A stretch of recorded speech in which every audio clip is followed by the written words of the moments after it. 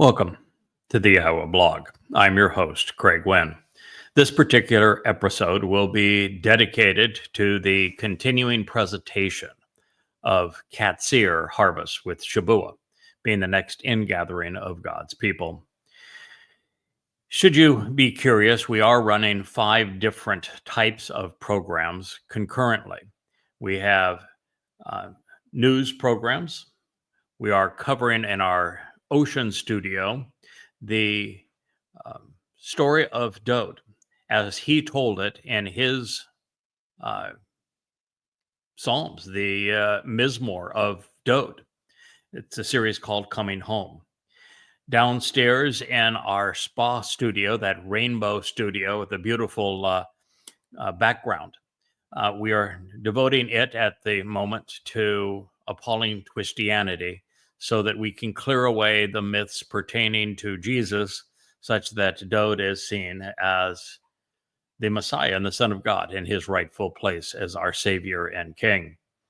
And then here in this studio, the library studio, we're presenting a series on Chokmah Choder that is, exceedingly important for our time and for our situation, while also discussing this series, which is on the Qatsyr harvest featuring Shabuah and also Towrah.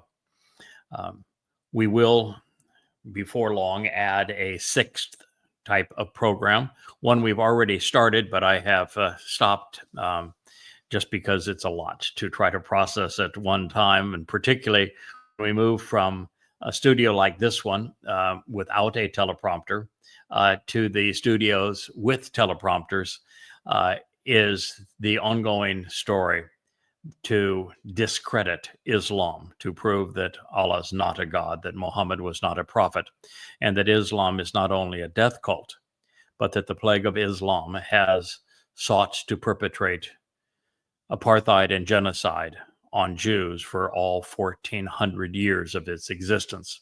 And so we will return before long to additional programs devoted to disproving Islam. So that's a lot to cover concurrently. And I would also like to share that last night, Leah and I were perusing our YouTube channels.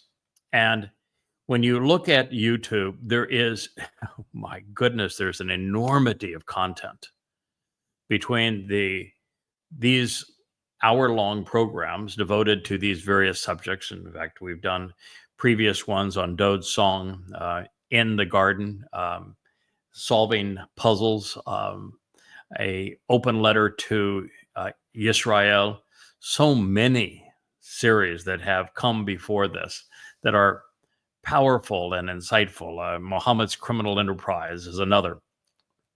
That the content there between these long programs, which were all live streamed in their original broadcast, but also the mini shorts, as well as a plethora of marvelous songs that are presented on the YouTube channels. My guess is that at this point, there is probably in the range of 600 hours of video and audio content. And that's even prior to the time you look at the audiobooks that are presented there.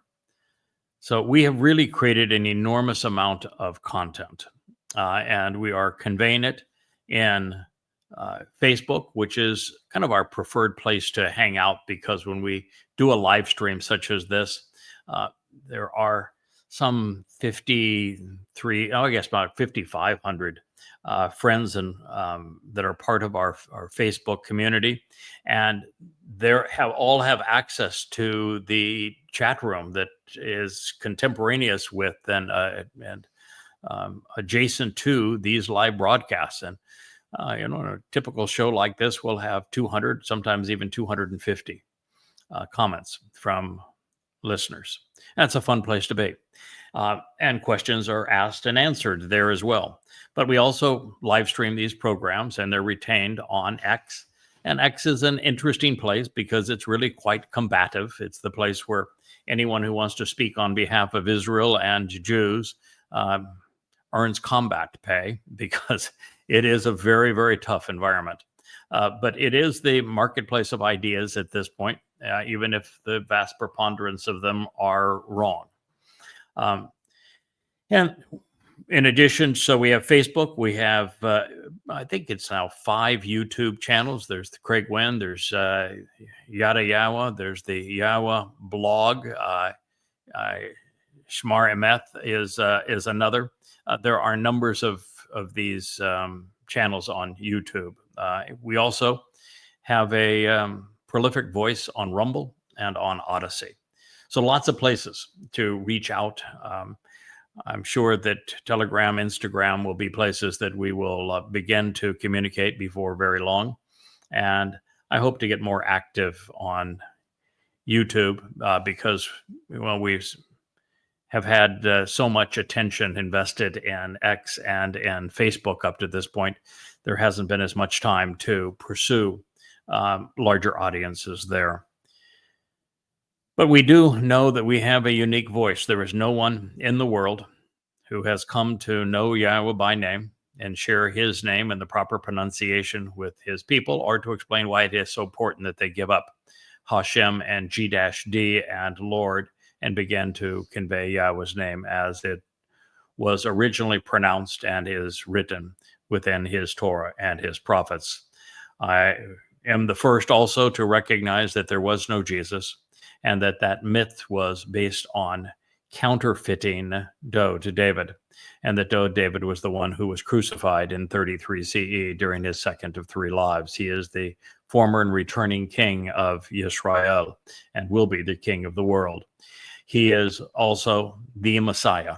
He is the very Son of God.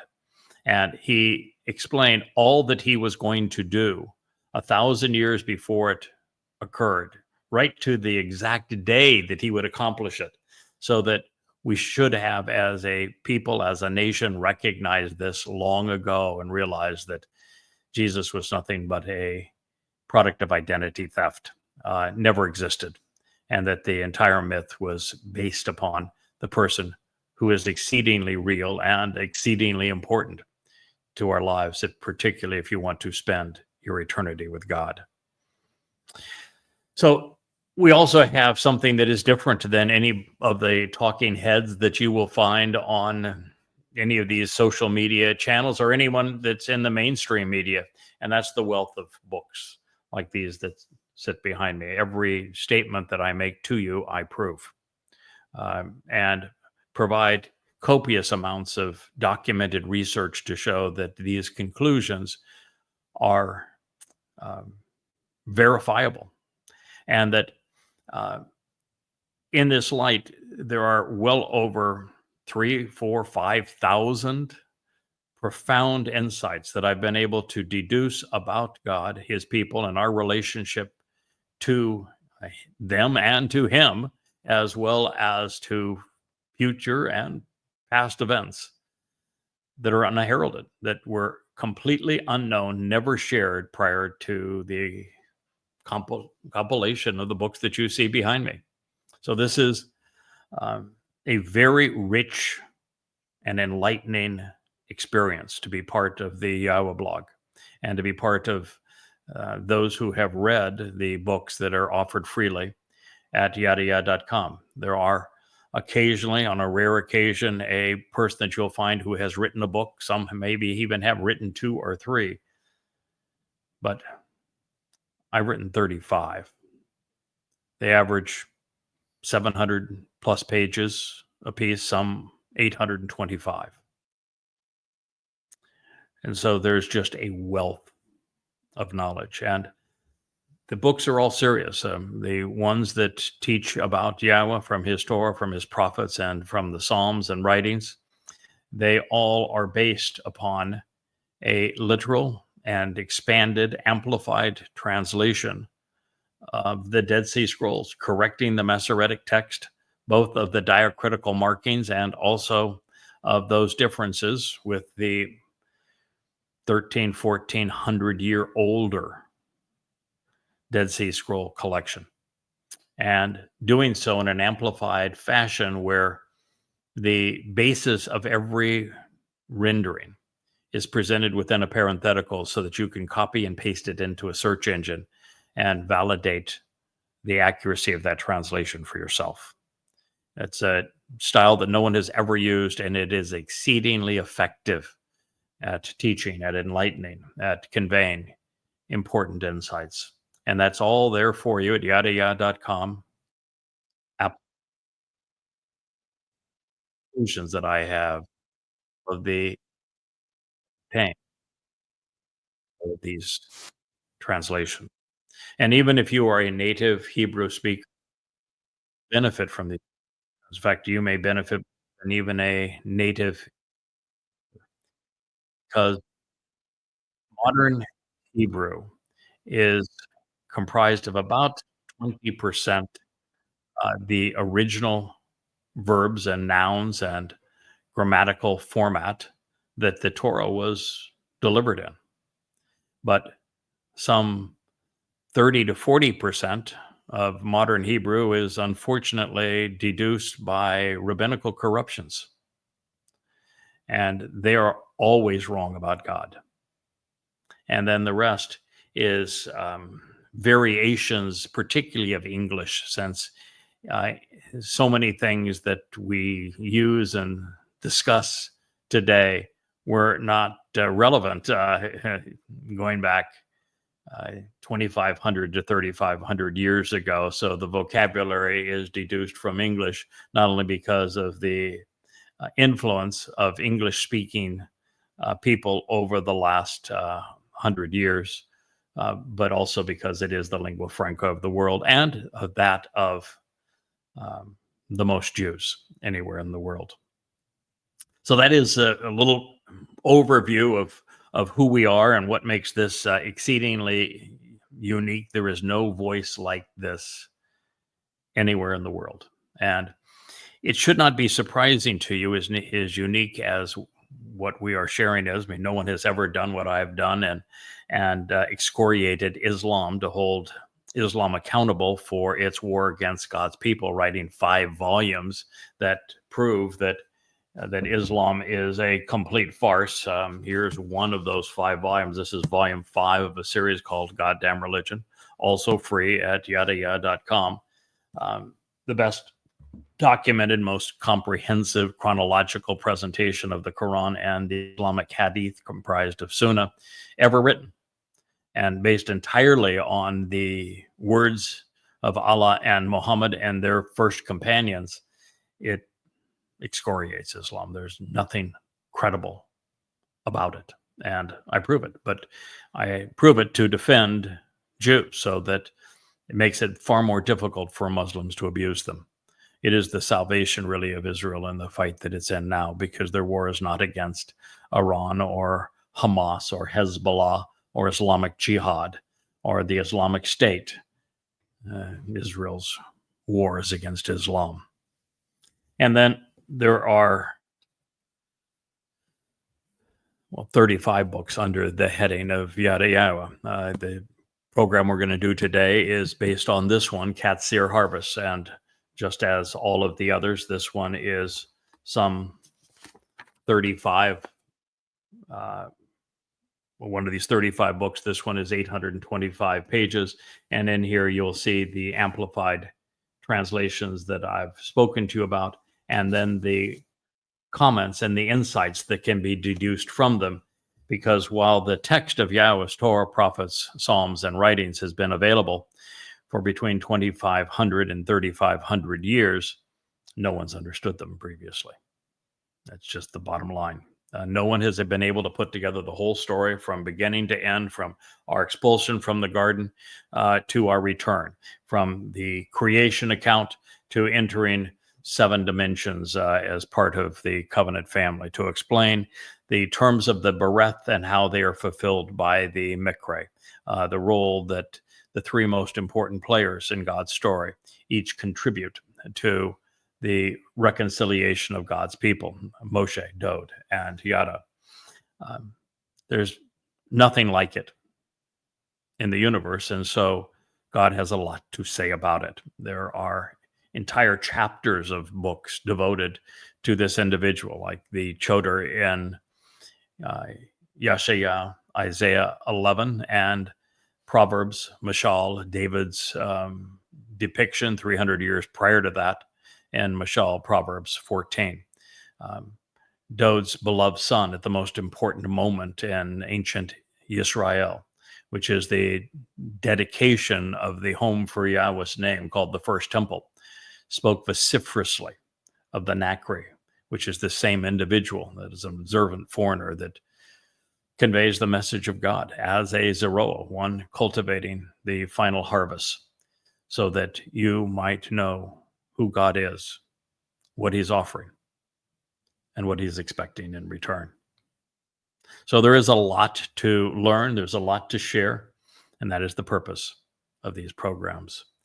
Now, turning to the text that we were reading at the conclusion of our last program on Qatsyr harvest, it reads, Yahweh is how it begins. And you need to know that Yahweh's name appears 7,000 times in his Torah, prophets, and Psalms. And it was one of the greatest crimes in human history for Jews, religious Jews, to write Yahweh's name out of his text and to replace it with Hashem.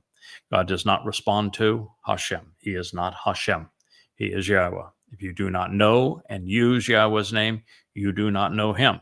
And because God's people have not used Yahweh's name, since they have erased Yahweh's name from his testimony and from their lives, God has expressly told us in the prophets that he is currently sitting this one out. He is not going to come to your rescue. He is not going to return to you and restore you until such time as you shub, return to him. So it is essential that you know and use Yahweh's name. And we know this transliteration is correct because both the ah sound and the o sound is derived from the book in which Yahweh's name is introduced to us, Torah. The o sound in Torah is from the same wah as is in Yahweh's name, as is the concluding ah sound. We also know it from the verb that Yahweh explicitly told Moshe, and therefore us, that his name was based upon, Haya, to exist. So we know that the first syllable is Yah, Hi-Yah, Torah. And if you just were curious about the O sound, then what is the single most repeated word in Hebrew? Shalom. The O sound in shalom comes from the Hebrew Wah. Yahweh will have offered by having given, Nathan. He will have provided as a gift his coal, his voice, for the purpose, or for the presence of his especially capable and influential one. God speaks in several different places, and we'll conclude this statement here in just a moment. But Yahweh speaks in several different places about a call, about a voice that calls out in the wilderness of words. And at this time, when so many people are lost, God says that he is not only going to project his voice through a unique individual at this particular time, as we're now only 100 months away from his return, but that this individual would be making a raised highway, a ramp, if you will, from man's troubled world to God's perfect home. And this unique individual that is today's voice of Yahweh, just as Moshe was the voice of Yahweh, and when Dod sang his Mizmor Psalms, he was the voice of Yahweh. This is not uncommon for Yahweh to project his voice through men. Well, it's not uncommon in the sense that there were 3 of them, plus some 20 different prophets that he spoke through in this way. That's not a lot of people, considering the 10 billion that have, or more, that have come this way, with 8 billion even here today. There's only one who serves as God's call voice. And you might say, wait a minute, why doesn't God just speak directly? Why would he want to speak through a person, particularly someone like yourself? And the answer to that question is found early in the Exodus. Do you recall? Are you familiar with what the children of Israel told Yahweh before they even left Torah? Let me just tell you that story so you understand why God is speaking through someone like myself. Yahweh told Moshe that for credibility's sake, he thought that it would be appropriate for him to come off of the summit of the mountain. And that if Moshe would gather all of the children of Israel together, give them 3 days to get their act together, get all cleaned up, be presentable so they felt more comfortable in God's presence, that Yahweh would come down and he would stand alongside Moshe and he would speak to the people directly to affirm that the one person he had chosen to speak through his coal voice was Moshe, and that what Moshe said comes directly from Yahweh. So Yahweh did that, and the children of Israel didn't say, hey, wow, this is great, man. Here we got God, Yahweh, in our very presence, the creator of the universe. He freed us from slavery and Mitzrayim. He delivered us from that terrible abuse that we were having. He perpetrated those 10 plagues to convince Pharaoh to let us go. He opened and parted the seas for us to cross.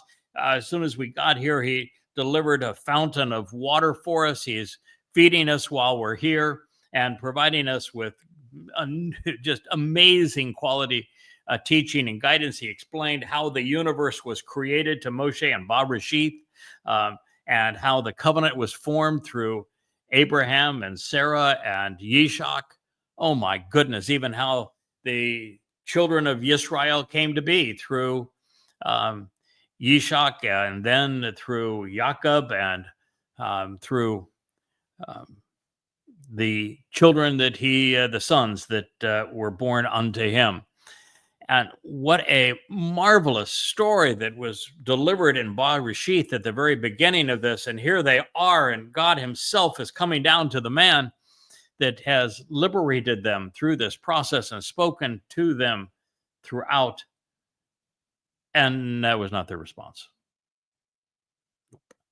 that would have been my response if I was there. I would have been just so ecstatic to have this opportunity. I think we were the luckiest people in the history of the planet, but that's not how they responded. You know how they responded? If you're a Jew, you need to know this. You told God to shut up and go away, that you never wanted to hear from him again or see him again, that his brilliance was too much for you, and that his voice was too powerful for you, and you didn't want to ever hear it again or see him again. Pretty sad, but that's what you said. And Yahweh didn't go away and pout. And he didn't say, well, damn you, then I'll find somebody else to lead. He didn't even condemn the statement. He said, agreed. I happen to agree with your sentiment here. We won't do it that way again, at least for a very, very long time. Why? Because, well, you're already irascible. You know, by this time you'd made a complete mess of everything with the golden calf, and had already turned to being religious. Moshe's own brother, Aaron, led the stupidity. And so God says, it's not a problem. You're not any fun to be around anyway. You're obnoxious.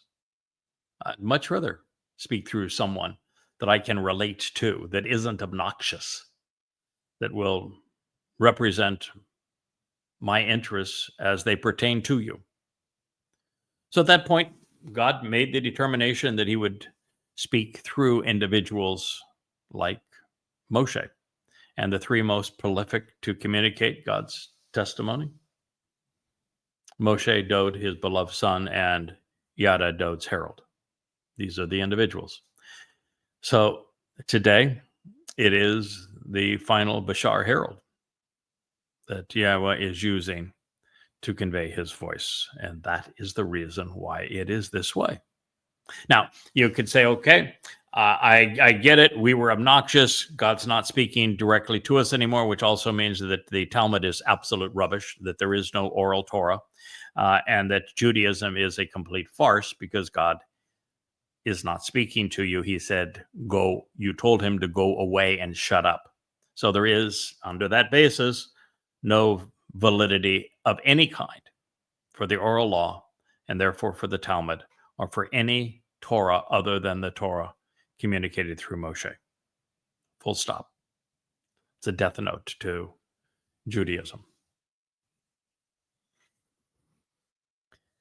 So why then did God go from 1,000 years of communicating through Yehudim and Israelites to this person now by God's directed mission, and probably 1,000 times, is a goy?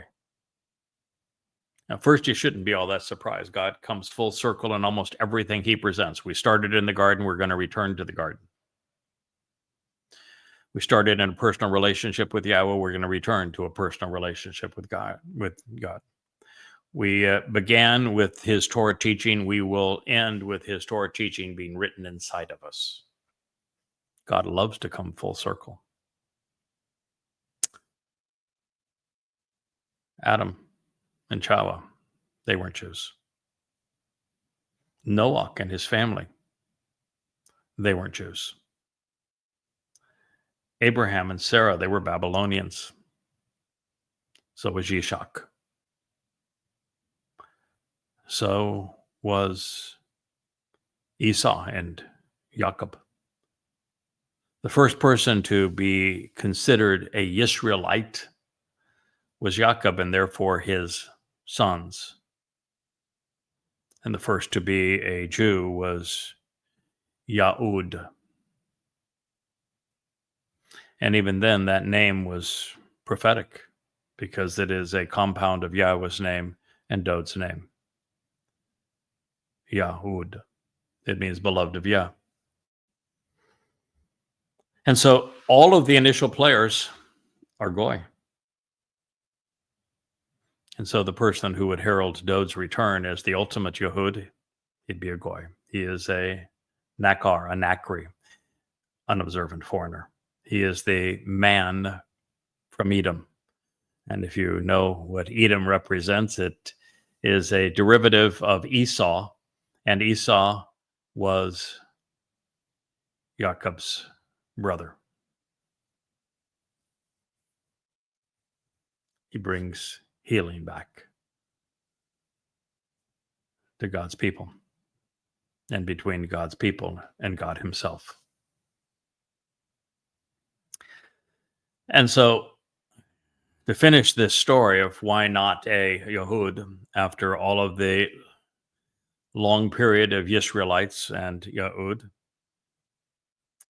it's not just that God comes full circle in all of his stories and his coming back to a goy because he began with goy. It's because there wasn't a single Yehud, not a single Yisraelite who would listen to him. Not one. When you told him to go away and shut up, you never wanted to see him or hear from him again, you didn't change. You didn't change over 3,450 years. He still won't mention his name. He won't acknowledge his beloved son. You prefer the rabbinical Talmud to his Torah. You prefer to be religious as opposed to engage in the relationship that he intended for you. You're estranged. And since God couldn't, over the chasm of time, find a single Yehud who would listen to him from 2,500 years ago, 547 to be exact, BCE, until 24 years ago, he could not find a single person, and certainly no Jew that would listen to him. If you want to know why I was chosen for this job by Yahweh, he makes it very clear that he chose me for this job, and then he enabled me to do this job. It is because I was willing to do the job, and no one else was. And you need to know, this is no easy task. For 24 years, I have spent every waking moment doing this. 6 and 7 days a week, 12 to 14 hours a day, every day doing this. And there is no worldly compensation. I give all the books away for free. I don't charge anybody anything. I actually wrote today on both Facebook and on X. I said, if it were different, if God decided that these books were not a gift, all of this Yada Yahowah series that you see behind me, books like this, if they were not a gift to you and offered freely online, and we charged $1,000 a piece for them, wouldn't your soul be worth it? But we don't. They're all free. They are, as he said right here, this is a gift for you. But it's not just that Yahowah said, all right, there is a goy out there that is willing to listen to me. He is willing to do what I want done, which means I got this job, some might say, and I will also admit by default. There was no one else standing in line. There was no one else competing for it. In fact, and all of this time along the way, there is no one who has been in a competitive role that says, I think I can do a better job. Doesn't exist. And over this time, I have certainly proven that these 1,000 prophecies pertain to what we're doing collaboratively. But it's more than that. It really is. It's not just a willingness when no one else was. It's not just that there was no one else through whom God could communicate, who would listen and then respond. God has a number of attributes and attitudes that he finds useful and those that he does not like. And so if you were to look at Moshe and Dod as examples, or even individuals like Elia and Yashaya, Isaiah and Elijah, David and Moses, what you're going to find among those individuals is that they are bright. They have significant intellectual prowess. They are fascinated, not only learning, coming to know, but making the connections to understand. They love Yahowah. They love learning. And once they learn something, there's just something in them that boils out of them that says, I want to share with everyone what we have just discovered. And so these individuals also have courage. They're uncompromising. They're steadfast. They're fighters. To a large extent, they're rogues. Lovable rogues, nonetheless. But there are attributes that God cherishes. Steadfastness is certainly one of them. Being willing to go the course. Being faithful in the sense of not wavering away from what God wants done. Reliable, just will stick to the job. And so those characteristics were manifest in Moshe, they were manifest in Dod, and to a large extent, I have the same. That's why these books are not only behind me and a opportunity to learn in an amplified fashion what Yahowah had to say as corrected for the Dead Sea Scrolls and scrubbed to the diacritical markings of the Masoretes. By connecting things, there are thousands upon thousands of insights that are not only previously unheralded, but profound. And the most profound of them is that through what we are doing together, Yahowah has very clearly conveyed who he is, what he's offering, and what he expects in return. So Yahowah will have offered by having given his coal voice to the presence of his especially capable and influential one, Chulhu, of his the one that he has chosen that has the ability, the strength, the character, and the competence to endure, even through times of travail, when there is terror and trouble all around. God says that he found someone that would stand in the midst of that and yet prevail. Now, it's interesting in this regard that Yahowah asked me to begin where anybody else would have died. His first request of me 24 years ago was to expose and condemn Islam. And I wrote a book called Prophet of Doom. Many of you have heard of it. Many of you have read it. It was published well over 20 years ago. And it was the most effective book at its time to demonstrate, using Muhammad's and Allah's own words, that Islam is a terrorist dogma, that Islam cannot be tolerated for humanity to survive, that Allah was not a god, that Muhammad was not a prophet, that he was the most disgusting human being that ever lived. And that has subsequently become the 5 volumes of goddamn religion.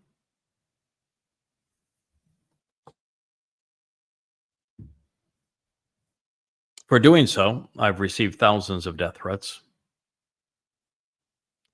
For doing so, I spent now probably 6 years of my life in hell.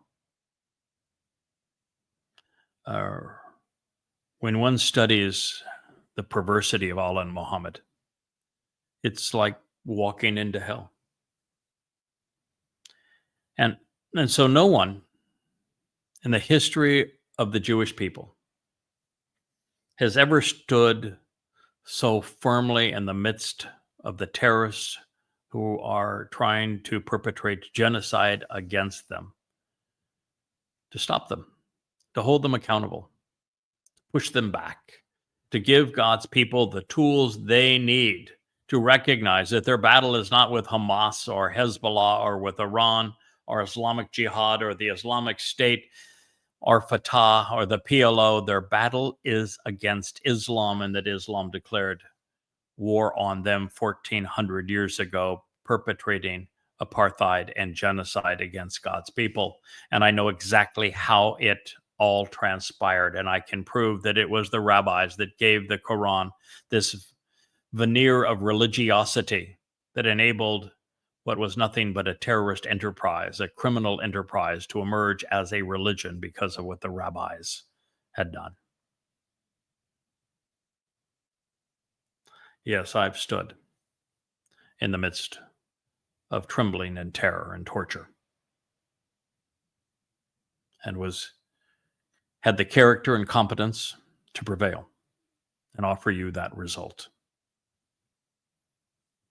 I've done the same thing for Christianity, completely and totally disproving the Christian New Testament and the myth of Jesus, so that you might know the truth of David, the beloved of Yahowah, his firstborn son, our Messiah and King.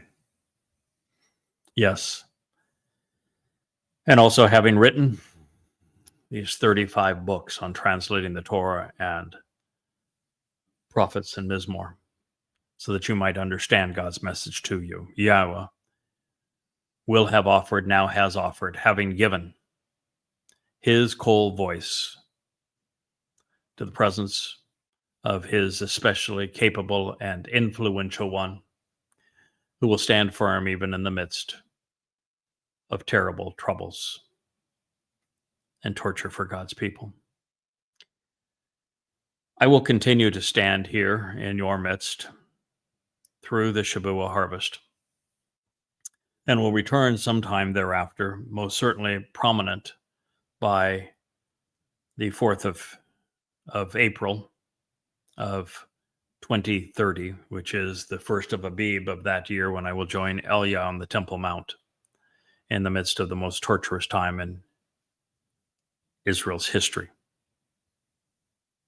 And ultimately, I will be the one that is tortured by the corporeal manifestation of Hasatan, on Towrah, the day of the herald, in 2033 or 6,000 Yah, to purge the adulterous woman that has become Yisrael, so that she can be betrothed to her king, the returning David.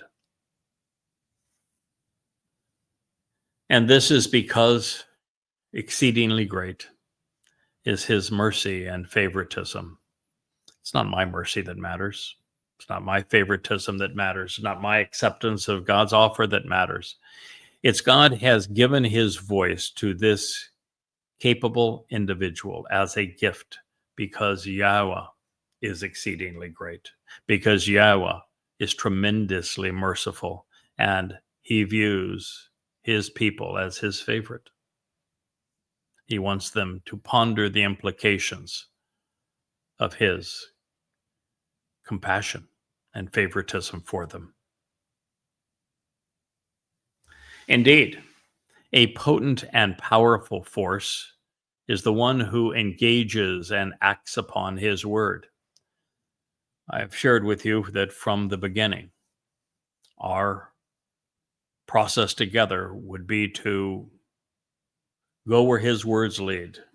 We would take passages like this and we would translate them for you in this amplified form so that we could follow not only where his words lead, but so that we could become an exceedingly potent and powerful force by acting upon what God has revealed to us through his prophets, his Dabar words, making this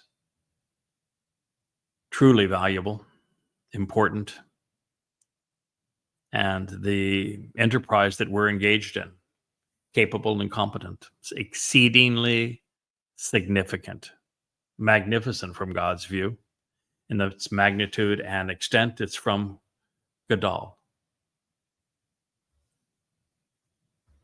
Now, all the things he has just said about our collaboration together, he says is related to what follows. The day of Yahowah will be exceedingly awesome. Do you understand the connection between these things? Have you ever pondered what we're considering right now and what is the connection of this? This is being conveyed to us by either the second or third last of the prophets known as Zechariah, Yoel, and Malachi, with Malachi conveying his testimony in 447 BCE, 1,000 years after Moshe began to convey the Torah. And so there's the possibility that it was Yoel. Yoel means Yahweh is God. Zechariah, which has two meanings. One is remember Yah. The other is the most memorable man of Yah. And Malachi means my messenger. Those are the last three of the prophets. This is from Joel 2:11.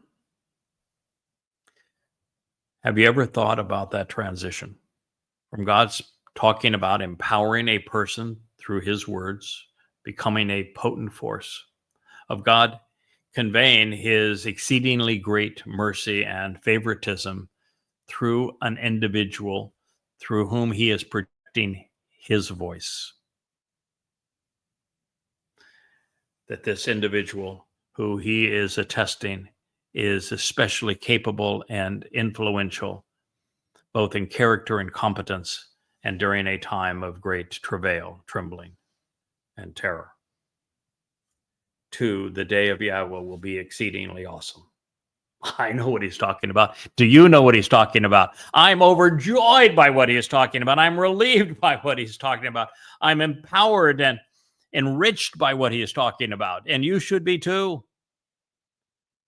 When God goes from one thing to another like this without an obvious transition, it is because the transition is obvious.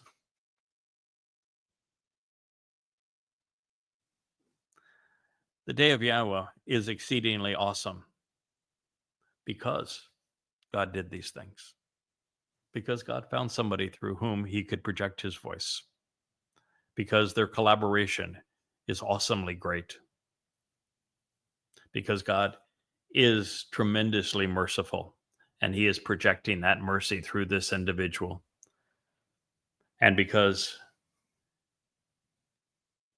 we have become a potent and powerful force by acting upon Yahweh's words, becoming valuable and important in this day. And that results in the day of Yahweh becoming exceedingly awesome. Without all of this effort, the day of Yahweh doesn't exist. Do you know what the day of Yahweh is? What all of this is leading to? Why God says that him speaking through this individual, making him his voice at this time, is so vitally important? It's because David, the king of Israel, by his own admission, would live 3 lives. By Yahweh's admission, also 3 lives. He was called the Son of God 3 times. He was anointed Messiah 3 times. He lived his first life as the beloved Son of God, as the Messiah, as the King of Israel, and as a great prophet, and as a defender and unifier of God's people. And during that first life, he wrote all about what he would achieve in his second, and Yahweh told him what would happen in his third. He wrote vociferously about suffering, crucifixion, to fulfill Passover, and what his soul would endure to carry our guilt away on Matzah, and how this would lead to the great celebration and enrichment and empowerment of becoming firstborn children into God's family on Bikurim. But you see, God's people don't know any of that. They've denied it. In fact, it's their denial of it that led to Bar Kokhba, the false Messiah perpetrated by the founder of Judaism. That alone ought to be enough to cause every Jew to give up Judaism, to renounce it. The founder of rabbinical Judaism, Akiba, foisted a false Messiah, Bar Kokhba, for whom you parade around under that 6-pointed star, because he was the son of a star. There's no star associated with David. Has a symbol. It is the Lion of Judah. God has a symbol. It's the 7-candle menorah, that menorah that is spinning over my shoulder.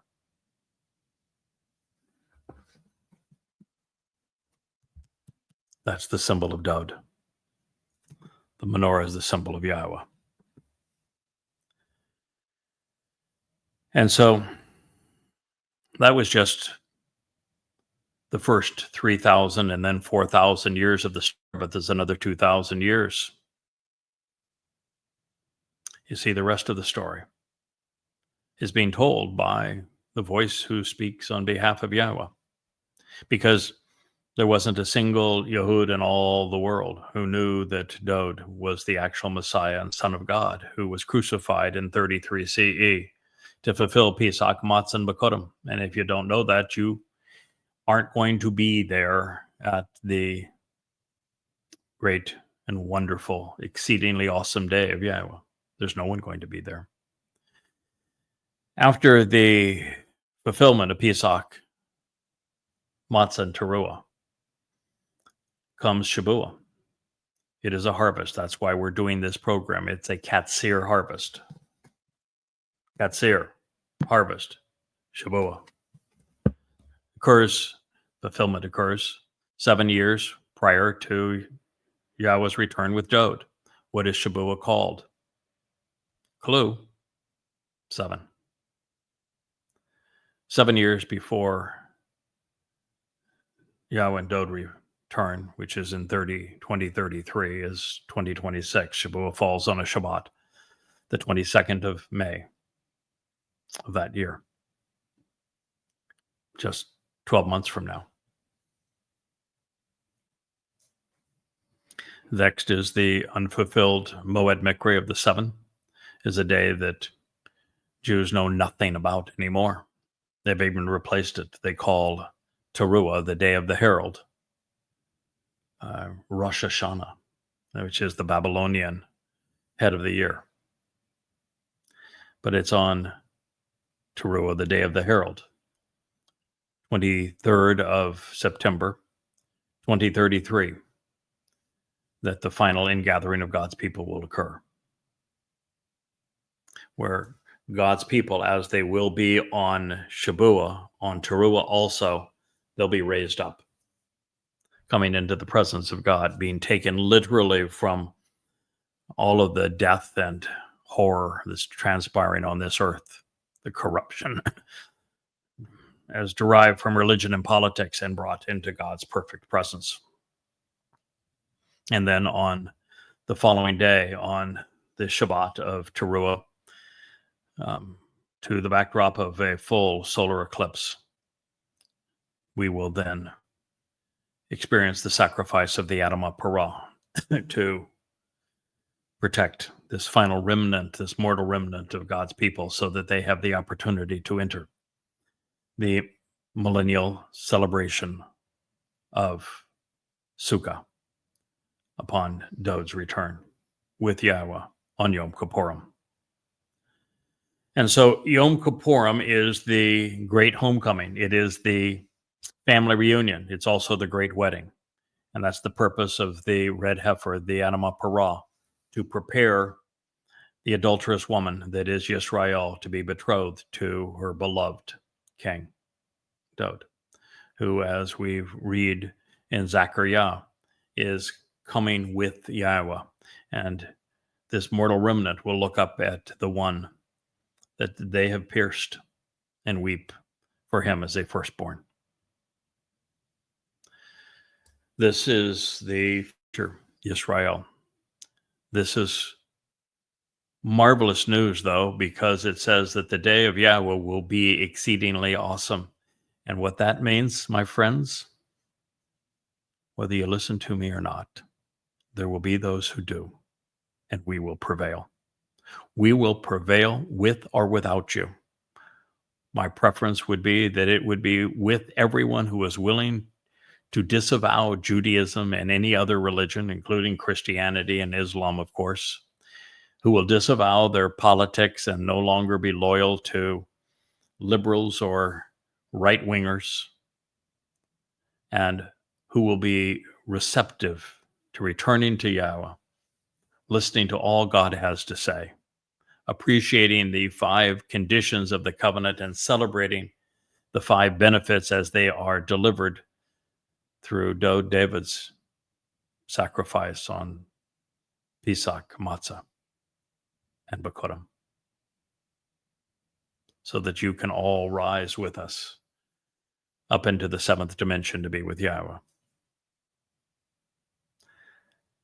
And it is because our collaboration is productive, and it's because there will be many of you who choose to listen, even if it's 1 in 100,000 of you and only 1 in 1,000,000 people worldwide.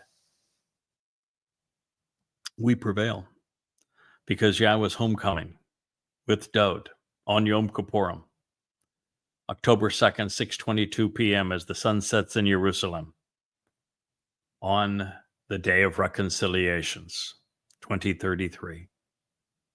It's going to be exceedingly great.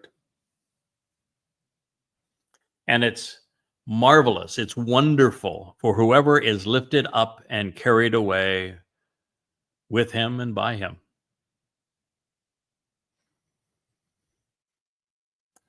You have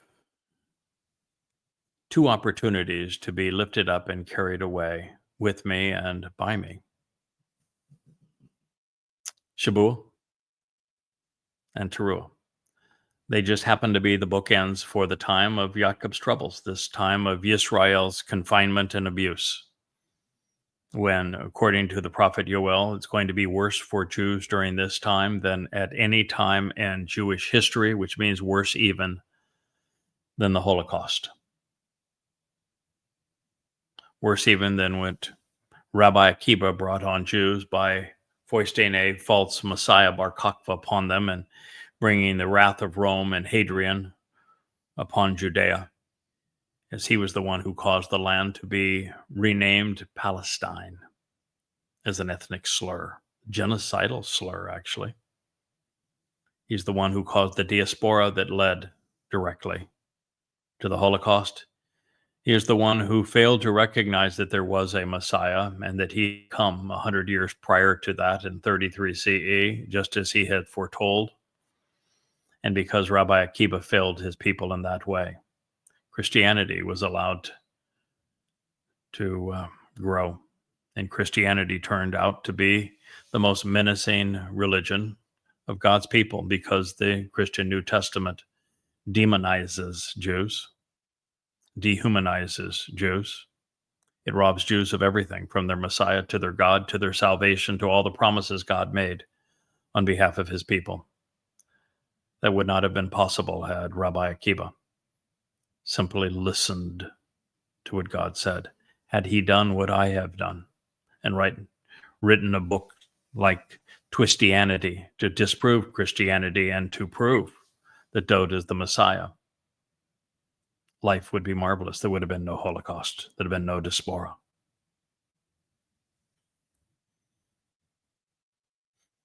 Well, this statement begins with Yoel acknowledging Yahweh's name, something Israel must accept going forward to survive this horrifying Islamic assault that is not only ongoing when the rockets fly over Israel and detonate in Haifa and in Tel Aviv.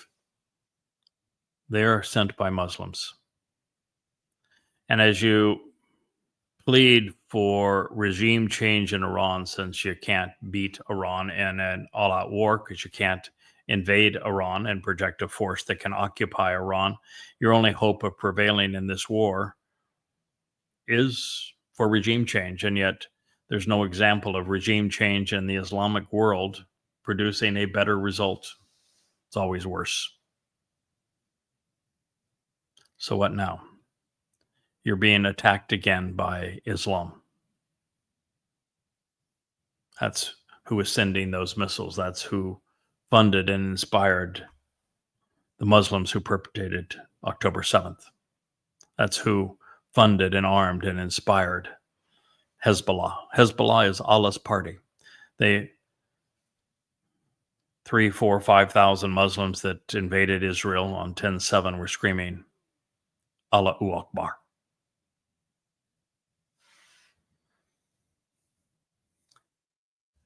Well, this is why Yada Yahowah is boldly presented on the cover of every book I have written, to share these translations of the prophets from Moshe to Malachi over that 1,000 years from you and for you, including my beloved Yeshaya, Isaiah, and now one of my very favorites, Yoel, Yahweh's God.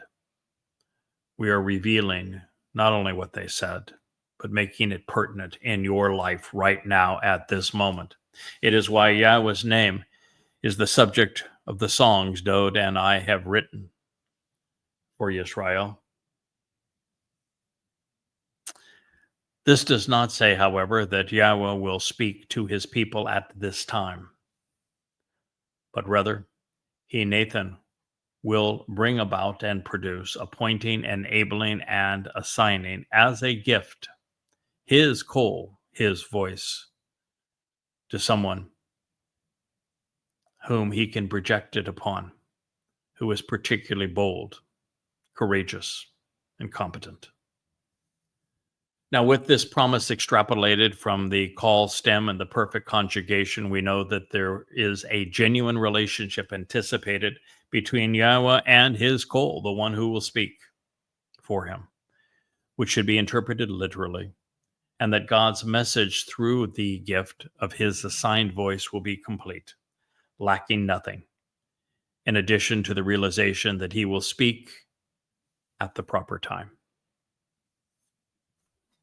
Now, it should be obvious to everyone listening to these words that Dowd's contributions to the wellness of his people and the well-being of the covenant family would be unknown today If it were not for the uniqueness of these books, this program, and the collaboration that Yahweh has begun and is continuing through me. If it were not for Yada Yahowah, no one would Yada be familiar with or be able to capitalize upon the Shabuah or the Towrah harvest. They would go without a single soul being received into God's loving arms. No one would Yada be familiar with. No one would capitalize upon these two ingatherings. They would go completely unfulfilled. There would be no homecoming or family reunion on Yom Kippurim, the day of reconciliations, because there would be no one anticipating Dod's return to anoint the mercy seat of the Ark of the Covenant. The Haredim would still be twirling chickens above their heads while afflicting themselves. The son's sacrifices for his people would all be for naught, because they would not be known. God's story does not have a happy ending without giving voice to his Moedim, his eternal witnesses to the restoring testimony, without someone heralding his son's accolades and accomplishments. And this is why Yada Yahowah matters not just to you, but also to Yahweh. He cares deeply about our collaboration. Now, should you think that I'm exaggerating on any of this, then it's up to you to explain why all of these prophecies permeate God's testimony, like the ones we've just read. Can you explain away what Moshe said about this? That what Dod revealed, what Solomon offered in his speech at the commencement of the house of Yahweh's name? Or that even there is an entire chapter in Yashayah devoted to the Choder, and most of the book is a textbook on how to properly perform the role of a Choder and how to respond to him. And even Dod devoted an entire mashal, word picture, to the same individual. Why, when Moshe failed and gave up on the people and told God, I can't do this. Not only can't I do it, no one can do this. These people are impossible. I quit. You might as well just kill me. Why did God at that time tell Moshe that there's two people that are going to be filled with his spirit and that they would prevail, and that their names were Eldod, Yahweh's, the Almighty's Dod, and Medod, the one who would herald Dod's message?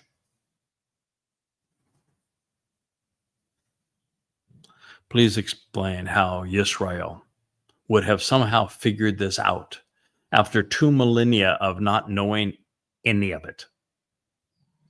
Not knowing Yahweh's name, not knowing what Dod had achieved, not even knowing that he was the Son of God and the Messiah and the returning King, or that he fulfilled Pesach, Matzah, and Makodim. Not even knowing the timeline that we were just now 8 years, 100 months before God's return, that we're 12 months before the Shabuah harvest. Understand what it is pertains to this harvest, what pertains to the Towrah harvest, what the sacrifice of the Adam of Parah, the red heifer, is all about, who it perfects, when, why, what happens on Yom Kippurim. You wouldn't know any of it. And if you didn't know any of it, you couldn't accomplish or benefit from any of it. So either I get your attention or you don't make it off this planet alive. Now, while Yahweh is completely vested in this mission, and while he has more to say about it than most anything else, it's because the role of the Kol voice is restorative to this relationship. And this is only about Yada in the sense of what the word means, to know. Yahweh wants Yehudim to know him, Yada Yahowah, to acknowledge his son, to be aware of what is going to occur so they don't miss these final opportunities to come home. That is to say, I am the messenger, not the message. I am the messenger, not the message. Yahweh, Dod, Moshe, they comprise the message. I'm simply delivering it to you as the messenger. I am the herald, not the king. I am the moon because I am reflecting the sun's brilliance. He is the branch and I am but a stem off of it. And even then, as vital as Dod is to our well-being, he is but a reflection of his Father, our God, Yahweh. And therefore, there is nothing more important than Yada, Yahweh. Well, now that we have reflected on the meaning of Yahweh, Nathan, gift, and Kol, voice, let's consider La Pene, for the presence and to the presence of this individual to provide a face and a mouth that will appear before you to project the voice of God. The prophet reveals that the one conveying Yahweh's message will be Chil. He's going to be especially capable and influential.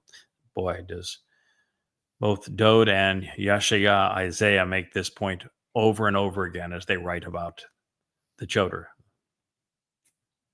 And should you wonder how it is possible that he will demonstrate such character and competence amid such travail and terror, you read Yeshaya 11, where God explains that the Choder, this secondary branch, will be enlightened and enabled by his seven spirits. No one previously, no one after this time, will be the recipient of Yahweh's seven Ruach, including the very spirit of Yahweh.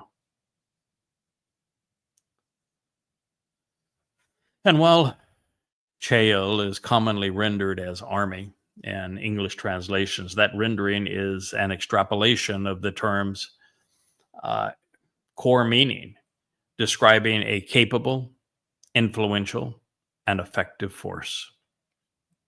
Further, since the actionable root of Chul is Chul, the expression of Yahweh's voice will be during a time when God's message has been twisted and his people are tormented and terrorized. The reason Yahweh has offered this gift to his people is because of Makane-hu, because of his mercy, because of his favoritism. Makane is a compound of ma, to ponder the implications of chana, which is camping out, abiding and growing. It in turn is predicated upon chan, which is favor and acceptance. It also appears related to chinta, which is wheats, the intended harvest on Shabuah. And so that you're aware, English Bibles typically divorce Makena of its rich etymological root and render it as camp. So while camping out with Yahweh will be great, if that is what God intended to say on this occasion, I think he would have used Sukkah, camping out, and brought our attention to the final Moed. But he didn't, because the voice is projected prior to Teruah and Kippurim. And Kippurim is the great and awesome day of Yahweh, which makes Sukkah possible. Therefore, it would have been premature. Now, the rest of the words, of course, are straightforward in their meaning and are properly defined as I have translated them. Indeed, a potent and powerful force is he who engages and acts upon his word. truly valuable and important, capable and competent, empowering and magnifying. The day of Yahweh will therefore be exceedingly awesome for whoever is lifted up and carried away by him. Well, I thank you for listening. We have so much more to reveal from Yoel as we go further into this text, but very few things are more pertinent to our time, particularly as Israel is engaged in two wars, and the very survival of the nation is at risk and at stake. It's nice to know how the story ends, as well as what will transpire between then and now, as well as who Yahweh wants you to listen to during this time of travail. He is Yada. I am Craig Winn, and this has been an episode of the YAHOWAH blog.